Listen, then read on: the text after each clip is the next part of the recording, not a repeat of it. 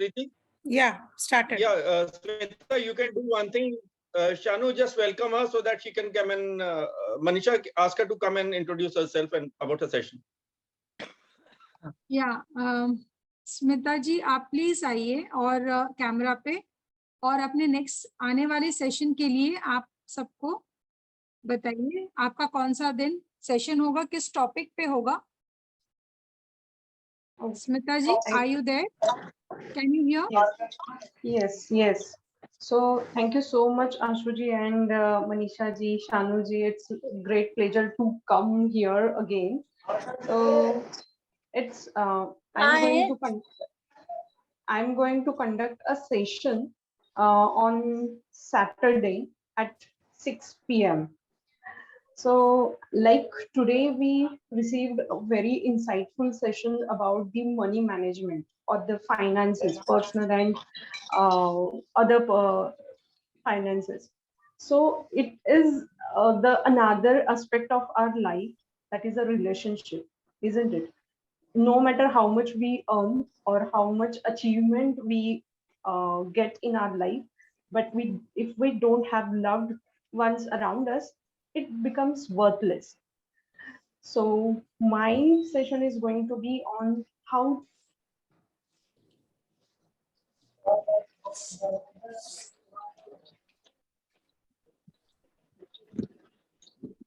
to create a strong relationship about relationship people. So kindly join my session on Saturday. Yeah, thanks a lot, Smita. Thank you so Thanks much. very much. So you're Yeah, going yeah, to do the counseling or teach us the counseling part of it? Not exactly the counseling part. I'm going to give you some tricks and hacks how you can build your relationship once you start implementing in your life. Chalo, thanks a lot, Smita. Thank you. Yeah. So, See you in that session. Bye. Yeah, bye. Thank you. Preeti, please continue. Sure. Thank you so much. Now, the difference between SIP and lump sum mutual funds. Okay, mutual funds हैं क्या? Mutual funds होते हैं जब हम जो हैं mutually अपनी small investments को market में भेजते हैं. अब होता है कि mutually भेज रहे हैं का मतलब है collectively, यानी कि आपकी एक small investment है, किसी और की एक स्मॉल इन्वेस्टमेंट है, किसी और की स्मॉल इन्वेस्टमेंट है, वो सारी स्मॉल इन्वेस्टमेंट्स मिलकर एक फंड मैनेजर यानी कि हमारी म्यूचुअल फंड्स कंपनीज के पास मिल रही है. ठीक है, वो कौन है? हमारे म्यूचुअल फंड्स कंपनीज क्या है हमारी? They are the fund managers. Okay, now because they are the fund managers, उनको मालूम है that they have to put that money in such a manner so that it grows. क्योंकि अगर उनके mutual funds grow नहीं करेंगे तो आप दोबारा उसमें इन्वेस्ट नहीं करेंगे. ठीक है, हम लोग कहते हैं ना म्यूचुअल फंड सही है, हम लोग ये एड देखते हैं, but it is again risky. तो इसका ना एक अलग से प्रॉपर बुक लिखी गई है, बिहेवियरल फाइनेंस, जिसमें हम अपने फाइनेंशियल बिहेवियर्स को ट्रैक करते हैं. और वो फाइनेंशियल बिहेवियर क्या कहता है, जैसे कि आशु जी कह रहे हैं कि हमको ये बताइए कितना कितना कहाँ करना चाहिए. तो ये बिल्कुल आपकी रिस्क एपेटाइट पे डिपेंड करता है. यानी अगर हम सिर्फ एक रूल मान के चलें, एज रिचुअल आपने लेट्स से महीने की 5 तारीख को 5,000 रुपीज शेयर मार्केट में डालने, लेट्स से एक एजम्पशन ले रही हूँ. ठीक है, अब आपने कुछ सेक्टर्स चुनने. थोड़ा सा ये वास्ट टॉपिक हो जाएगा. I don't want you to get into the बहुत ज्यादा डिटेल्स या फिर टेक्निकल जार्गन्स. फिर भी थोड़ा बहुत मैं कोशिश करूंगी ये चीज समझाने की. ऐसा रहता है कि कोई भी एक पिज्जा देखा है सबने देखा हो. पिज्जा को हम सेक्टर्स में डिवाइड कर दें. ठीक है, तो क्या हुआ, एक स्लाइस हमारे हाथ में आती है. अब ये जो सेक्टर्स हैं ये हो सकते हैं automobile sector, real estate sector, FMCG यानी कि fast moving consumer good sector, या फिर जैसे कि इंफ्रास्ट्रक्चर सेक्टर हो गया आपका. ये जितने भी आपके सेक्टर्स हैं. हेलो, हाँ, हाँ शादी भाभी, अच्छा मैं 10 मिनट में 10 Yeah, मिनट और please mute लूंगी क्योंकि yourself. मेरा एक सेमिनार चल रहा है और मैं वो अटेंड कर रही हूँ। 10 मिनट में मैं फ्री होती हूँ तो मैं कॉल बैक करती हूँ। 10 मिनट के बाद बोल दीजिएगा वो रेडी रहे, ठीक है? ठीक। Thank you so much. Thank you, Anjali ji, for giving 10 minutes to us. Yeah. So क्या हुआ कि ये जो सेक्टर्स हैं, सेक्टोरल डिस्ट्रीब्यूशन है, अब वो हमने अपने लिए सेक्टर चूज करने हैं। अगर मैं लेडीज की बात करती हूँ, स्पेशली फॉर वुमेन, तो हम कौन सा सेक्टर चूज करेंगे? हम ज्यादातर वो सेक्टर चूज करेंगे जैसे कि एफएमसीजी सेक्टर हो गया। हमारा दिमाग गेमिंग पे नहीं जाएगा, हमारा जाएगा फास्ट मूविंग कंज्यूमर गुड्स पे, ठीक है? तो उसकी ऐसी कौन सी कंपनी है जो बहुत बढ़िया काम कर रही? हम ले लेते हैं HUL, हिंदुस्तान लेवर, ठीक है? अब आपने एक कंपनी चुन ली कि भैया मेरे को हिंदुस्तान लेवर का एक शेयर हर महीने खरीदना है, ठीक है? अब वो जितने का भी होगा मुझे हर महीने वो पैसा उसमें डालना है। आपने दिमाग में बिठा लिया। क्यों? क्योंकि आपको 20 साल हो गए देखते हुए कि ये कंपनी हिल नहीं रही है, ठीक है?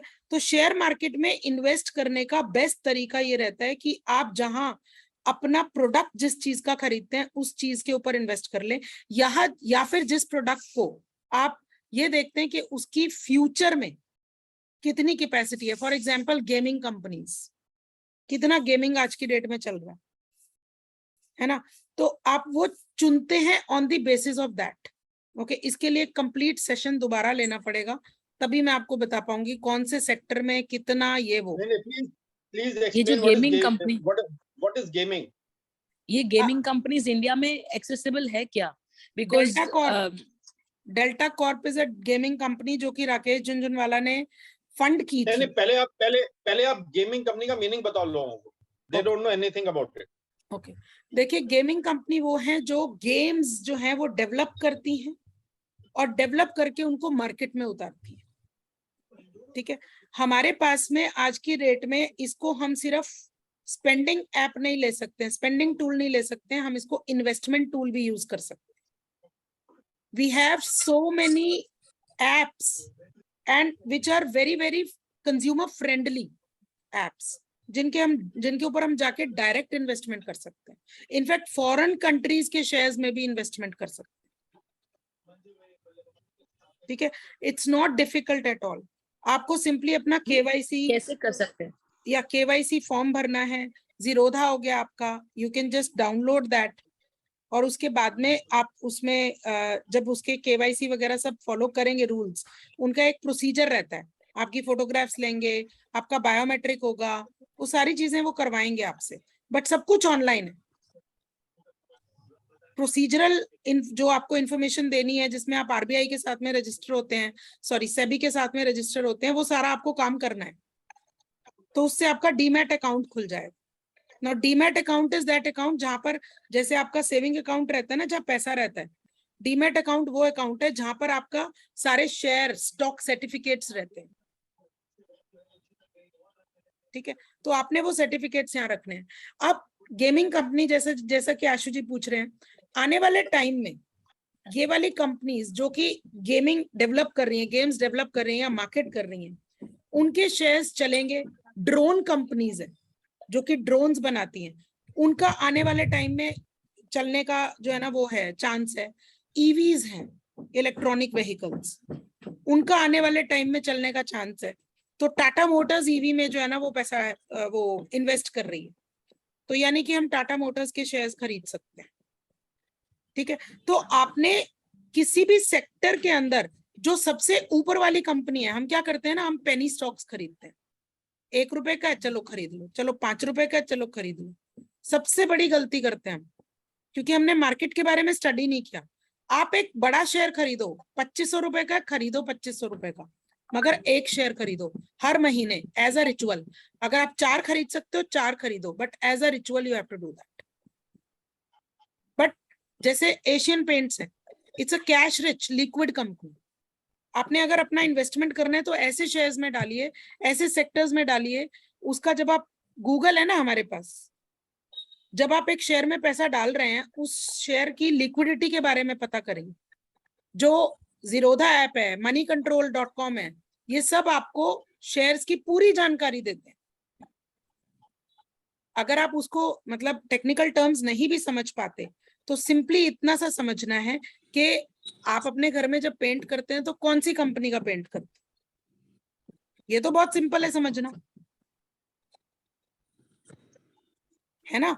तो आप ये देखें कि वो कंपनी कितने सालों से चल रही है और आगे क्या आप भी उसका प्रोडक्ट इस्तेमाल करते हैं। अगर आप नहीं कर रहे, आपके बच्चे भी करते हैं, क्या गवर्नमेंट ऑफ इंडिया ड्रोन्स की कंपनीज के ऊपर इन्वेस्टमेंट करने के लिए तैयार है।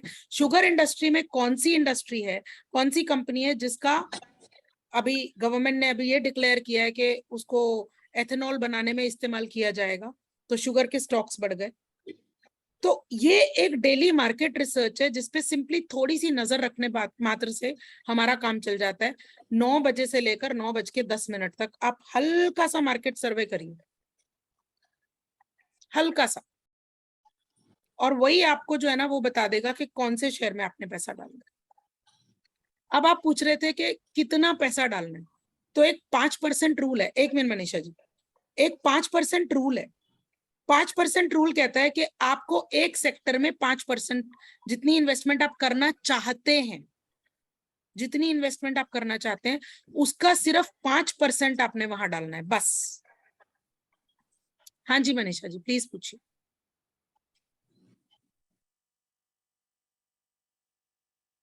क्या Manisha ji you raised hands? मैं बोलूं? हाँ जी प्लीज। हेलो। हाँ जी हाँ ओके, मैं पूछ रही थी आपने जो एप्स के नाम बताए आप ग्रुप में वो शेयर कर दीजिएगा ताकि हम लोग को पता चले कि वो कौन से ऐप है जिनसे हमें शेयर्स के बारे में पता चले। आपने 2 ऐप के नाम बताए ना? बिल्कुल बिल्कुल शेयर कर देंगे। इनफैक्ट moneycontrol.com पे तो डमी ट्रेडिंग भी होती है, ताकि आपका नुकसान ना हो, आपको वो डमी ट्रेडिंग से सिखाते हैं पहले, ओके। तो आप अपने बच्चों को भी सिखा सकते हैं।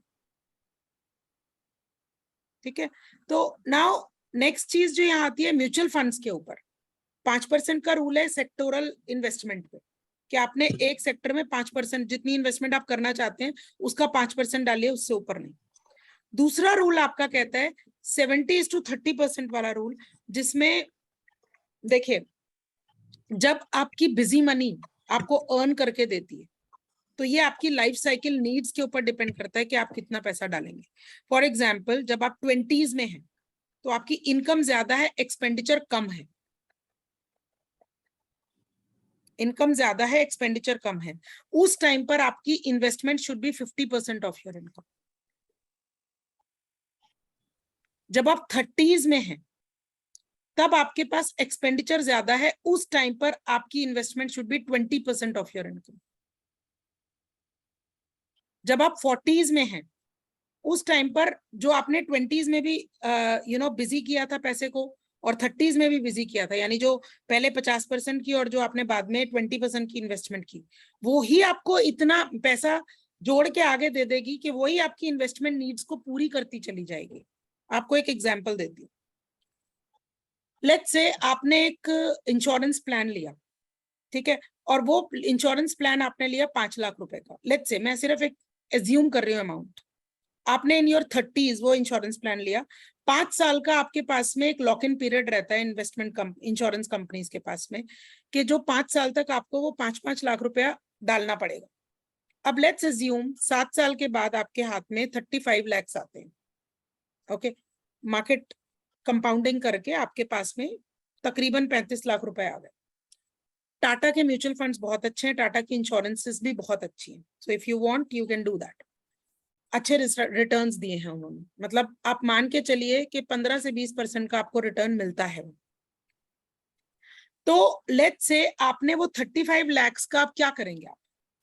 तो हमने क्या किया, क्योंकि आप अपने 30s में इन्वेस्ट कर रहे थे, 35 लाख आपके पास इकट्ठे हो गए। अब आप एक और इंश्योरेंस पॉलिसी लीजिए 5 लाख की, और रिमेनिंग 25 लाख को आप म्यूचुअल फंड मार्केट में डाल दीजिए। साल भर के बाद वो 25 लाख आपको 5 लाख जो अर्न करके देगा, उससे अपनी इंश्योरेंस जो आपने ली है 5 लाख की उसको फंड कर दीजिए। कर सकते हैं? दोबारा बताऊं? हाँ प्लीज दोबारा बताइए। मैंने ये बोला कि 30s में लेट्स से आपने 5 lakh can you do that? Can you do this from the 40-45 point of view? Because यहाँ पर वही age है, so we understand and understand more better. See Sheryl, ऐसा है कि मैं ये एज्यूम करके चलती हूँ कि आप सभी ने इतना 30-35 लाख का कॉर्पस इकट्ठा कर रखा होगा, क्योंकि आप चाहे बोलो चाहे ना बोलो, लेकिन ये कॉर्पस आप इंश्योरेंसेस वगैरह में इकट्ठा करते हो over a period of time. इतने एट द एज ऑफ 45 इतना कॉर्पस हम इकट्ठा करते हैं, तो अब अगर हमको उसको यूटिलाइज करना है इन अ बेटर वे, तो हम उसको कैसे करेंगे?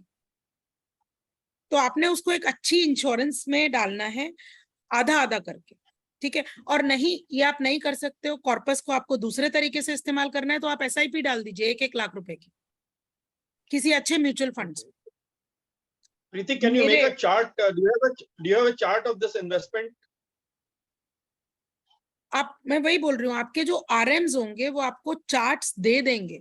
यू नो व्हाट, ऐसा रहता है, हर एक की लाइफ साइकिल नीड्स डिफरेंट है।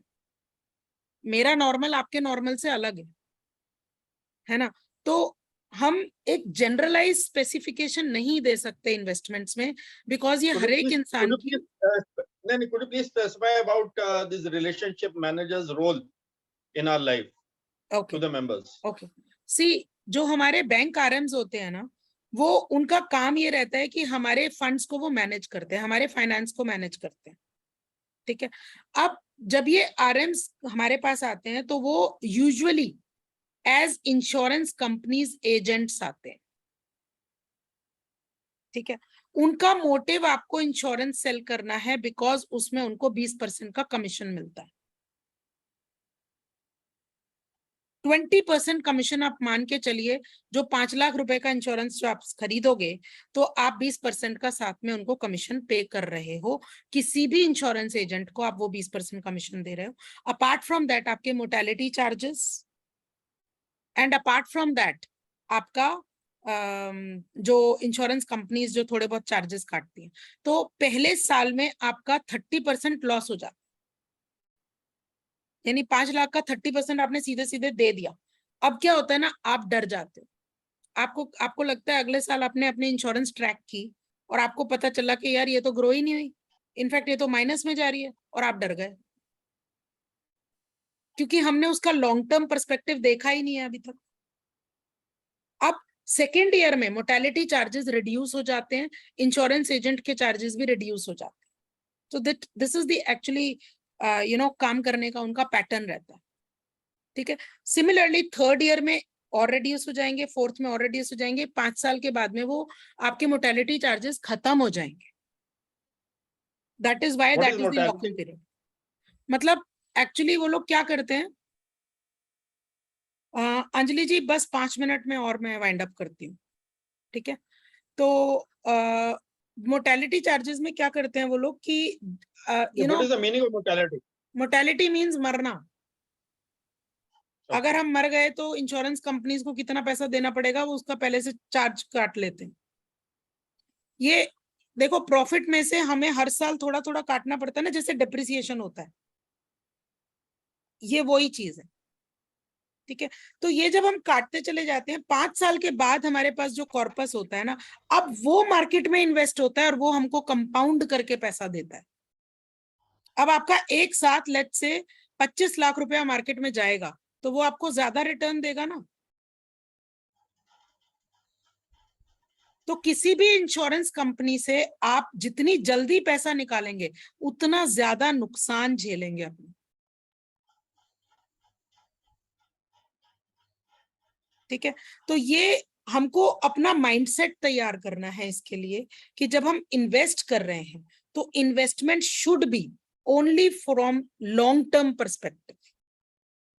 आप अपना मोटिव दिमाग में रखें। अगर आपको बच्चों की शादी के लिए चाहिए, तो फॉर एग्जाम्पल लेट्स से अगर बेटी 20 साल की है और आपको 7 साल बाद पैसा चाहिए, तो आप 7 साल के हिसाब से उसको इन्वेस्ट कीजिए। लेट्स से शेरिल पूछ रही है कि एट द एज ऑफ 45 क्या करना चाहिए। आपके पास अगर कॉर्पस है, तो आप उसको लमसम म्यूचुअल फंड्स में अलग अलग सेक्टर्स में डालिए। एक हाइब्रिड फंड होता है, हाइब्रिड फंड क्या होता है, उसमें से कुछ पैसा वो रिस्की इन्वेस्टमेंट यानी कि शेयर मार्केट में डालते हैं और कुछ पैसे को वो डेट मार्केट में डालते हैं। ये फिर से टेक्निकल हो गया। देखिए, रिस्क मार्केट यानी कि शेयर मार्केट जहां पर ऊपर नीचे ज्यादा होगा, रिस्क ज्यादा है। डेट मार्केट जहां पर कुछ भी हो जाए आपको 10% इंटरेस्ट तो मिलेगा ही मिलेगा, ठीक है। और हाइब्रिड कौन हो से गया, होते हैं हाँ जी, वो 10% मिलेगा ही मिलेगा वाले कौन से होते हैं? वो डेट फंड्स होते हैं। वो भी आपको म्यूचुअल फंड्स में पता चल जाएगा कि ये वाले डेट फंड्स हैं जिसमें आपको 100% रिटर्न मिलेगा। इंश्योरेंस के भी कुछ ऐसे फंड्स होते हैं जिनको हम गारंटेड प्लान्स बोलते हैं, ठीक है। गारंटेड प्लान्स में चाहे कुछ भी हो जाए उतना अमाउंट आपको मिलेगा ही मिलेगा। और हाइब्रिड? हाइब्रिड फंड्स होते हैं जिसमें आधे फंड्स आपके रिस्की रहते हैं यानी शेयर मार्केट वाले रहते हैं और बाकी का इन्वेस्टमेंट आपका डेट फंड्स में रहता है, यानी वो हाइब्रिड हो गए, दोनों चीजों को एक साथ मिला दिया। सो ये आपको फंड मैनेजर्स बता देंगे कि ये हमारे फंड्स हैं। तो रिलेशनशिप मैनेजर्स जो है ना वो आपको सारी डिटेल दे देंगे, सारी डिटेल देंगे। आपको उनसे लेना कुछ नहीं है, ये माइंड मेकअप कर लें आप। आपको सिंपली उनको ये दिखाना है कि मुझे मेरी प्लानिंग करवानी है तो कैसे करवा सकते हैं, मुझे कौन कौन से फंड्स में पैसा डालना चाहिए आप मुझे बता दो। आप वो पूछ लें, फिर अपनी मार्केट का सर्वे करें और फिर अपना रिस्क एपेटाइट चेक करें। और अगर आपको उसके बाद प्रॉब्लम आती है आप मुझसे कांटेक्ट कर सकते हैं, पूछ सकते हैं कि इसका क्या करना। मैम एक क्वेश्चन है, लाइक जैसे हमारे जो RM आएंगे जो रिलेशनशिप मैनेजर हैं वो पर्टिकुलर किसी एक बैंक से होते हैं ना? राइट राइट, आपके बैंक्स तो के ही हैं वो आरएम्स या फिर इंश्योरेंस कंपनीज के होंगे। हाँ, तो वो वही बताएंगे जो उनके पास है। They will not Correct. Tell और जो एवरी। जिसमें उनका फायदा है, ये भी है। हाँ, जिसमें उनके उनको टारगेट्स फायदा हैं, उनके टारगेट्स हैं। है, टारगेट्स हैं। तो नहीं इन नहीं, दैट केस करना चाहिए। या मीतू जी ऐसा है, आपको सिंपली उनसे ये पता करना है कि आपकी प्लानिंग नीड्स क्या हैं और कंपाउंड करने के बाद में आफ्टर लेट्स से 10 इयर्स या 20 इयर्स या 7 इयर्स, या फिर आप उनको पूरी नीड स्पेसिफिकेशन दे सकते हैं, वो आपको कैलकुलेट करके दे देंगे। वो अपने हिसाब से कैलकुलेट करेंगे, you have to use that data according to your own self. देखो वो अपने हिसाब से दे रहे हैं लेकिन आप अपने हिसाब से ले रहे हो, okay, which means let's say आपको 5 साल बाद कितना पैसा चाहिए आप उसको बता सकते हो, आपको 7 साल बाद कितना चाहिए, आपको 10 साल बाद कितना चाहिए, based on your needs, based on your risk, वो आपको बताएगा कि इतना पैसा इकट्ठा कर, इतना कॉर्पस अमाउंट इकट्ठा करने के लिए you need to invest this amount. Preeti ji, can I हाँ say जी, something? Rekha here. Please please please, Yeah.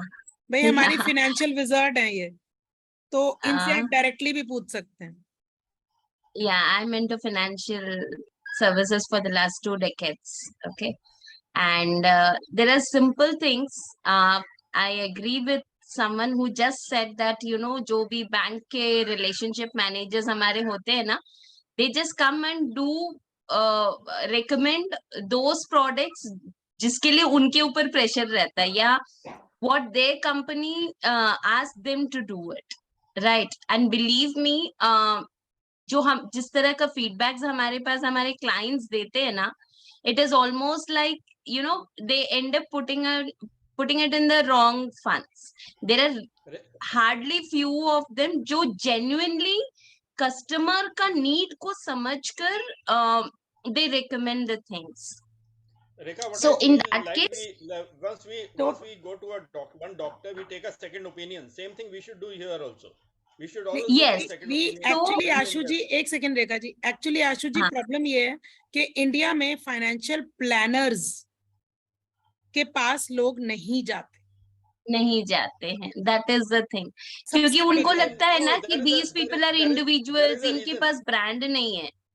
No, Rekha, that's the reason. Because these financial advisors, they advise as per their own benefits. They don't advise as per your benefits. No, no, no, Sir, no, this advisors नहीं, happens planners, mostly advisors in नहीं। case of bankers. I tell you, हमारे पास ऐसे भी cases आए हैं where we have seen the relationship manager as soon as he came to know there are some funds which has been credited in the client's account, he has misused that account without the knowledge of the client. You know, Yeah, ये भी होता है bank में. मैं ये नहीं कहती हूँ मैं हर कोई कि करते हैं, but most of हमें the second people does opinion भी this. लेना चाहिए. नहीं Second actually opinion बिल्कुल लेना चाहिए. As mentioned by Dr. Preeti, it is important for you to go to a financial planner who is there. Like अगर आप हमारे पास आते हैं, first and the foremost thing is I give you an Excel sheet जहां आप अपना सारा datas मुझे भर के देंगे. Depending on those datas I understand, I do the assessment कि okay how much risk you are ready to take, what is your goal, what is your financial goal for the next 3 years, 5 years, 7 years, 10 years. We understand those things, and then based on that we advise you. We understand your liability, your assets, everything. You know, there is a process of doing financial planning and we follow that. अब correct, market में बहुत लोग ये चीज नहीं करते हैं. right. Basically the So- difference is financial advisor की बात हम यहाँ पर नहीं कर रहे हैं, financial planning की बात कर रहे हैं. See, Yes. financial planners जो हैं, they will definitely do their job in such a manner कि वो आपको right guidance देंगे. Otherwise उनका फायदा क्या? तो आप और एक problem, yeah please. see, another issue why people does not want to go to a financial planner because they need to pay some extra fees. But believe me, just by paying that extra fees, I think you're saving so much of your money, you know, without being misguided or without being mishandled your money. ठीक है.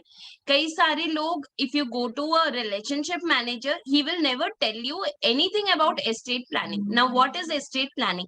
Estate planning is planning your finance after you. अभी जब तक आप हैं आप तो संभाल रहे हैं, but what happens after you?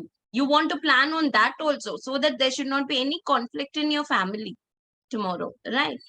So if you go to a financial planner, he will talk to you till that point. Correct. You know, Correct. You know what? क्या होता है ना, This वो- is Rekha ji, this is just like कि आप एक general physician के पास जा रहे हैं जो कि एक RM है, या आप एक बिल्कुल. स्पेशलिस्ट के पास जा रहे हैं जो कि एक फाइनेंशियल Absolutely. प्लानर है. फाइनेंशियल प्लानर, वो आपको A to Z सारी चीजें बताएगा. And you know that person is there with you throughout your financial journey and even after that, you know. And यानी we have बिल seen कैसे बनानी है, cases, बिल बिल कैसे है, बनाना है, आप ये उसको सब चीजें प्लान बताई कैसे जाती हैं. करोगे, Correct. सारी चीजें हम बताते हैं. And keeping it in mind, not about our own earning but your need, Correct. you know, Correct. that comes to the first priority. So इस तरीके से होता है. If you anyone wants any details, please you can be in touch with me, and there in the group you can ping me personally. We'll do it. Yep, I think Sure. Rekha, you're not in the WhatsApp group, I suppose. No, No, I'm Rekha- there, I'm there. Rekha, are you there in Live Life Queen Size group? No, group. not in हाँ. that group. You ठीक do है, one ठीक है, thing, ठीक you है. share your number- you share your number with Preeti and Preeti will add you. Yeah, Right. Ashu ji, Yeah, I'll give Preeti ji you. has my number. I am there in all her group. How come she's not here? Ashu ji, I'll share 2-3 numbers with you, and they will definitely join you.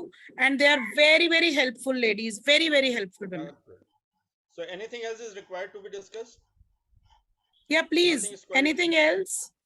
Hanji Gayatri ji, questions? please go ahead. Yeah, I have a question regarding this mutual funds. मेरे को I don't know, मैं शायद correctly याद कर पा रही हूँ कि नहीं, but शायद कुछ rules अभी नए आए हैं जिसके accordingly जो mutual funds में जैसे मैंने अगर invest किया है and in case something happens to me, so मेरे जो बच्चे हैं उनको शायद ये नहीं ट्रांसफर होगा या something like. Is there a new ruling like that? नहीं, आपको उसमें नॉमिनी डिफाइन करना पड़ेगा. नॉमिनी डिफाइन करना पड़ेगा. लेकिन It is नहीं, not- nominee Can I explain this? See, I what mean, happens? nominee, I have been a nominee to my father's mutual funds and all that I know. But अभी शायद government की कुछ नई rulings इसके regarding आ गई है या आने वाली है. So is that is it, I don't know if I'm right. It has already been implemented. देखिए हमेशा से क्या होता है ना, मोस्ट ऑफ द टाइम हम नॉमिनी मेंशन नहीं करते. बिलीव मी, अच्छे से अच्छे पढ़े लिखे professionals they don't mention nominee, क्योंकि उनको लगता है अच्छा मेरा इन्वेस्टमेंट के बारे में मेरी वाइफ को पता चल जाएगा अगर मैं नॉमिनी में उसका नाम रखूं तो. There's nothing to be surprised. हमारे पास ऐसे भी लोग आते हैं कि मैं कर रहा हूँ ना, मेरे वाइफ को नहीं पता होना चाहिए, right? Which is actually a wrong concept. Believe me, why we need to do is ताकि हमारे बाद उनको परेशानी ना हो. और पहले रूल्स क्या था ना कि जो अभी पेरेंट्स है, पेरेंट्स के बाद बाय डिफॉल्ट वो बच्चों को जाते हैं, राइट? ये हमारा माइंडसेट है. बट नाउ आप देखे होंगे even when in case of the property, supreme court has come up with a new law कि जब तक पेरेंट्स लिख के नहीं जाते हैं कि after me my property should go to my children, they are not legal heirs. जो हमारे दिमाग में हमेशा से रहता है कि मेरे बाद मेरा बच्चा मेरा लीगल हायर है, या मेरे वाइफ मेरा या मेरे हस्बैंड मेरा लीगल हायर है. No, it's not like that. Now everything needs to be on pen and paper. बिल्कुल बिल्कुल ठीक कह रहे हैं. So I think so similar thing is implemented even in your investments. Yeah. So you have to mention the nominee कि first, second, third holder के बाद भी नॉमिनी कौन होंगे. राइट रेखा जी, एक्चुअली हमारी ना मीटिंग खत्म होने वाली है, 2 मिनट की और बची है. गायत्री जी, और भी कोई क्वेश्चन है? हाँ जी, please please please go ahead. हाँ नहीं, मैं खाली ये समझना चाह रही थी कि सो दैट मीन्स दैट अगर हमने मेंशन नहीं किया है nominee, then in case of that the nominee will not get it. मतलब किसी को भी नहीं मिलेगा but process will be long. सिर्फ आपको प्रोसेस लंबा है. हाँ, आपको मिलेगा सिर्फ, और किसी को नहीं मिलेगा. बट हमारे जाने के बाद अगर नॉमिनी नहीं है तो उसके लिए बहुत लंबा एक सिस्टम फॉलो करना, बहुत फाइट करना पड़ेगा. हाँ, right. Okay, got it, thank you. Can I ask one more question? Please, go ahead. Preeti, normally कुछ टाइम से ना कंटिन्यूसली कुछ कॉल्स आते हैं regarding, I don't know whether they are fraud calls और they are genuine calls.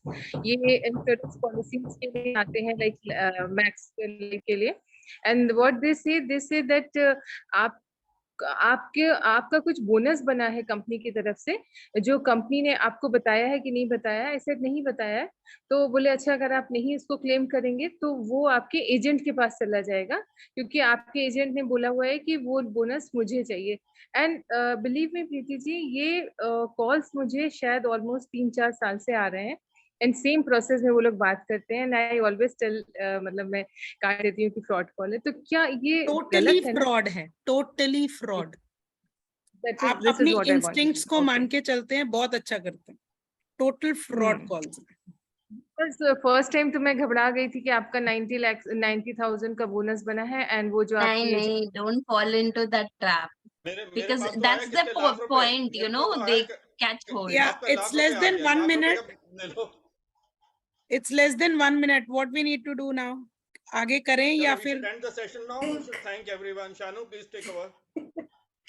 Thank you so much, Dr. Preeti, for the wonderful knowledge. It was a deep knowledge, and I'm sure हम सब आपको अब अलग से pin कर सकते हैं और ज्यादा डिटेल जानने के लिए. Definitely, anything, anytime. Yeah. And please remind about Smita's session also again. Yes.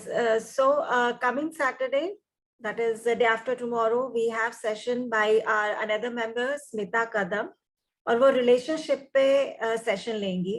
How to be happy, how to have harmonious relationship. 6 बजे Saturday. So हम will meet again